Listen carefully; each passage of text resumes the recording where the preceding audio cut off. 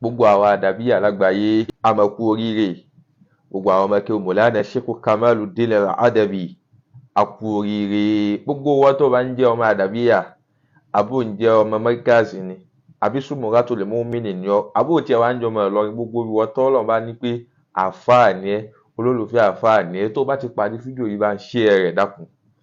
Ẹ jẹ́ ó lọ káàkiri, ẹ jẹ́ kí gbogbo ayé mọ̀, ẹ pín, ẹ jẹ́ ó wọ gbogbo ayé. Àwa tá a fẹ́ lọ́dọ̀ wa lónìí, ọ̀dọ̀ bàbá wa Alhaji àgbà la fẹ́ lọ. Bàbá wa àgbà Alhaji àgbà, bàbá wa Mọ̀lánà Muhammad Kamaluddin Al-Adabi, ọ̀dọ̀ wọn la fẹ́ lọ lónìí. Mẹ́sìngbà la ti fẹ́ lọ kéwú lónìí lọ́dọ̀ bàbá wa Alhaji àgbà, ibẹ̀ la ti fẹ́ lọ kéwú. Ẹ jẹ́ ó lọ ẹ ṣe rẹ̀ káàkiri bẹ́ẹ̀, ká lè mọ̀ pọ́lọ̀ ń ṣe nǹkan fáwa mùsùlùmí, ká lè mọ̀ pọ́lọ̀ ń ṣe nǹkan fáwa àdàbíyà, ká lè mọ̀ pọ́lọ̀ ń ṣe nǹkan fún Ìlọrin. Ọ̀dọ̀ bàbá Sheikh Kamaluddin Al-Adabi la lọ lónìí, bàbá wa Alhaji àgbà.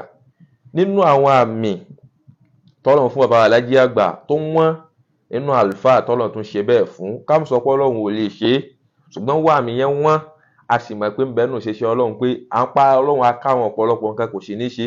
Ó kápá kó sọ gbogbo adolówó sàwáhán, kò ní ṣe bẹ́ẹ̀ nínú àjọkà rẹ̀ náà ni, nínú ìjọla rẹ̀ náà ni. Èyí tá a wá fẹ́ sọ nísìnyí ni pé bàbá Alhaji àgbà nínú ọlá tọ́lọ̀ ń dá wọn, pé Ọlọ́run ti fi ẹsẹ̀ wọn lérí pa pé ìjẹ́ yẹn ń bẹ lára eléyìí. Ọlọ́run ti sà wọ́n lẹ́sà, yakhluqu man yasha'u wa yakhtar. Ọlọ́run ti fún wọn nínú àwọn ẹ̀sà yẹn, Ọlọ́run ti yọ bàbá Alhaji àgbà, ó yọ wọ́n sínú wọn láti ọmọ ọdún 12 bàbá náà ti bẹ̀rẹ̀ ṣíṣe wáàsí. Débi tó ọmọ ọdún 12 tòní ń bẹ bí títí ń ṣeré ìpẹ̀ lọ́wọ́. Ọlọ́run wá kẹ́ bàbá Alhaji àgbà pé láti ọmọ ọdún 12 tí wọ́n ti bẹ̀rẹ̀ ṣíṣe dáwà. Àpàtàn wọn o, a kàn ń fi àmì Ọlọ́run hàn lára wọn ni. Ọlọ́run wá ṣe bàbá Alhaji àgbà, gbogbo ẹ wá ń lọ. Ọlọ́run wá ní kán múlé lọ́wọ́ fáfá àgbà Mọ̀lánà Sheikh Tajul Adabi ridwanullahi alayhi. Wọ́n á múlé lọ́wọ́ fún bàbá àfàgbà, gbogbo ẹ̀ náà ń lọ, iṣẹ́ náà ń lọ. Ó tún padà gbé bàbá jáde kó ńlọrin. Iṣẹ́ gbé wọn jáde kó ńlọrin, bàbá lè kó. Ìwà lè kó bàbá Alhaji àgbà. Wọ́n á ní kí bàbá wa àgbà kọ́lọ́n jálè kí á máa dà fún bàbá wọn wá ṣe àgbáyé. Ìwọ́n mọ́ mójútó àwọn ọmọ kéwú. Bàbá tún fẹ́ kiri iṣẹ́ àfàgbà lọ. Bàbá yẹn kiri iṣẹ́ àfàgbà lọ Èkó ń bẹ̀. Wọ́n ṣe dáwà. Ìmọ̀ wá jẹ́ pé àsìkò tí bàbá Alhaji àgbà ń lo dáwùlà yẹn tí hot lọ́wọ́ lẹ́kọ̀ọ́, the same time yẹn náà ní Sheikh Adamu náà lo dáwùlà yẹn tí gbogbo ẹ̀ ń bù pọ̀. Bí tí ní hot lẹ́kọ̀ọ́, àwọn wá pé Sheikh Adamu Ìlọrin, Alhaji àgbà Ìlọrin, kíní yẹn ó hot gan. Làwọn tí wọ́n kun jọ náà wá rò pé káwọn eléyìí mọ́ lò wá mọ́gbà yẹn. Tó rán wo ṣọ̀kan tí ń bẹ láàrin bàbá wa Alhaji àgbà àti bàbá wa Sheikh Adamu. Bàbá wa Alhaji àgbà ò ní gbà kẹ́ni kankan ó fi ẹ̀gbin kan Sheikh Adamu.